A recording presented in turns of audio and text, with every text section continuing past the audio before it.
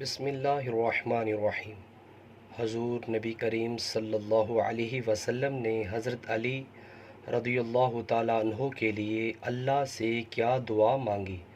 حضرت ابن عباس رضی اللہ تعالیٰ عنہ نے حضور صلی اللہ علیہ وسلم سے حضرت علی رضی اللہ تعالیٰ عنہ کے لیے یہ دعا نقل کی ہے: اے اللہ، علی رضی اللہ تعالیٰ عنہ کی اعانت فرما اور ان کے ذریعے سے اعانت فرما اور ان پر رحم فرما، اور ان کے ذریعے سے دوسروں پر رحم فرما اور ان کی مدد فرما، اور ان کے ذریعے سے مدد فرما۔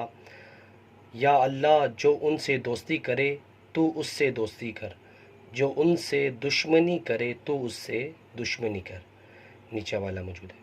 سو ویورز، ویڈیو کو آگے شیئر کریں اور کمنٹس باکس میں اپنی قیمتی رائے کا ضرور اظہار کیجیے۔ جزاک اللہ۔ السلام علیکم ورحمۃ اللہ وبرکاتہ۔